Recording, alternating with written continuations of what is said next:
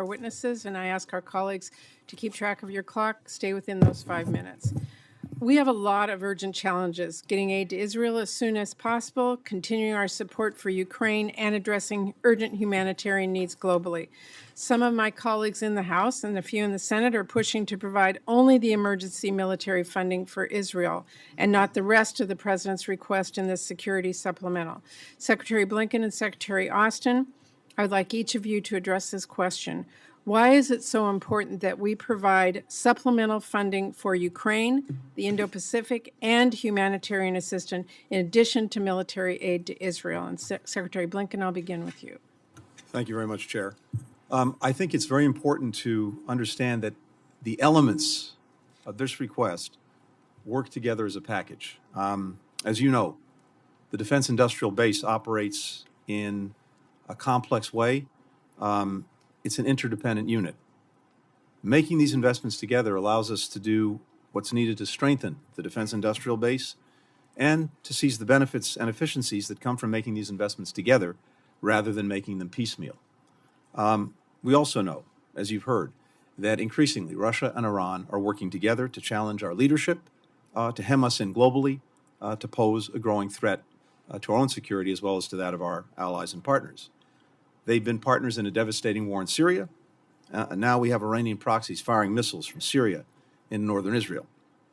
Russia could stop this, but it doesn't. Instead, to the contrary, its government is hosting Hamas for talks in Moscow. Iran is sending UAVs to Russia to attack Ukrainian civilians.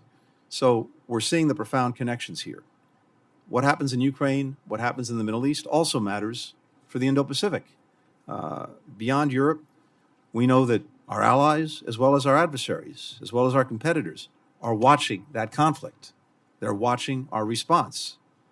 The global impacts of Russia's unprovoked war of aggression against Ukraine further stress the importance of ensuring that the Indo-Pacific does not learn the wrong lessons from these conflicts. So the funding request that we put before you is vital to securing a free and open Indo-Pacific in the face of mounting challenges in that region to threaten to undermine the international rules-based order, including things like freedom of navigation. In other words, to put it succinctly, for our adversaries, be they states or non-states, this is all one fight. And we have to respond in a way that recognizes that. If we start to peel off pieces of this package, they'll see that, they'll understand that we are playing whack-a-mole while they cooperate increasingly and pose an ever greater threat to our security as well as to that of allies and partners. And one final thing. I think when it comes to the humanitarian assistance, and we can come back to this, it's first and foremost vital because this is who we are. We know that when it comes down to it, in each and every one of these conflicts, people are suffering. Men, women, and children. Parents, brothers, sisters, aunts, uncles, grandparents. And I think it's profoundly who we are to want to do everything we can to assist them, to try to lift some of the horrific burden that they're bearing from being caught in the midst of conflict. At the same time, it's vitally important as a strategic proposition that we provide the assistance that we can to help people in need. We've seen Hamas and other groups play the siren song of nihilism to try to attract people to their perverted cause. We want to make sure that we have a better response, that we have a better answer across the board. That's part of the strategic proposition, as well as one that's profoundly humanitarian. Thank you. Secretary Austin. Thanks, Chair Murray. I think it's important to remind ourselves that what happens in Ukraine and what happens in Israel matters not to just Ukraine and Israel. It matters to us. It affects our national security as well. We also have to remind ourselves that these countries are in a fight. They're fighting every day, and there are people dying every day. And in Ukraine, Putin continues to attack civilians and commit war crimes that are despicable. And so these countries urgently need the resources to ensure that they can continue to defend their sovereign territory. You know, in Ukraine, Putin has felt that he could wait us out. And that's part of his strategy. It's the main part of his strategy. He feels that the West will get tired of supporting Ukraine, and he'll soon have his way. If that's the case, if we don't support Ukraine, then Putin wins. But Putin will not stop in Ukraine. We know that. We all know that. And so I think it's important to do what's necessary to support Ukraine and Israel and to help them defend their sovereign territory. But as the Secretary said, as Secretary Blinken said, this is also an investment in our defense industrial base.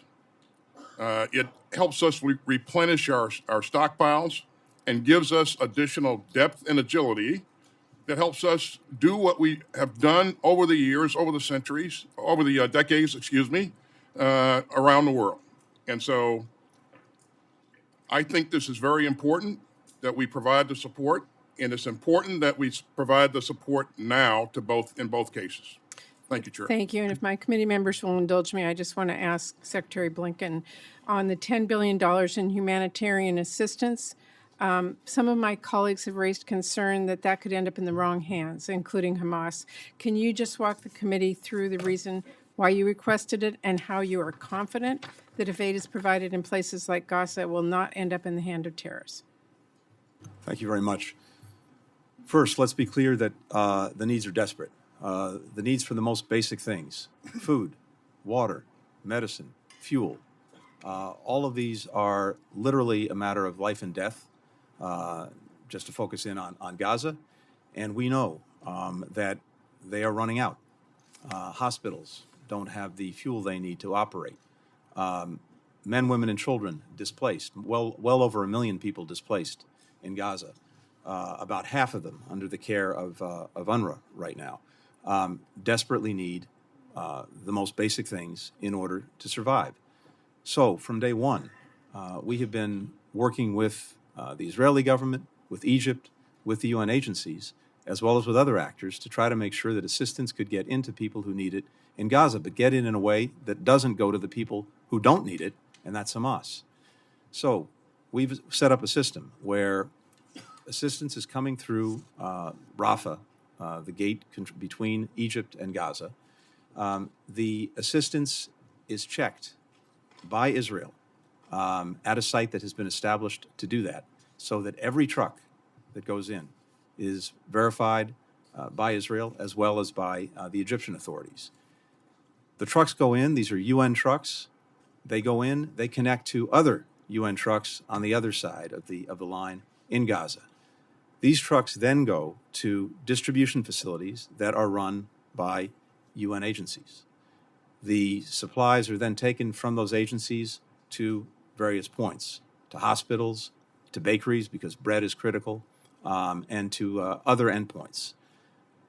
Throughout this process, we have an ability, and others have an ability, to track where the assistance is going.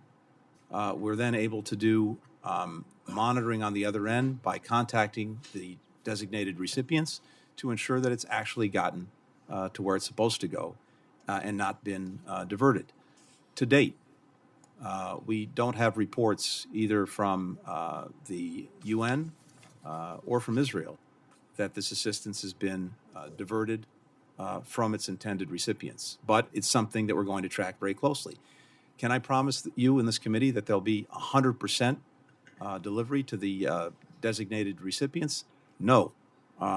There will inevitably be some spillage. We haven't seen it to date, but I think we have to anticipate that. But the overwhelming majority of the assistance thus far is getting to people who need it, and we need more.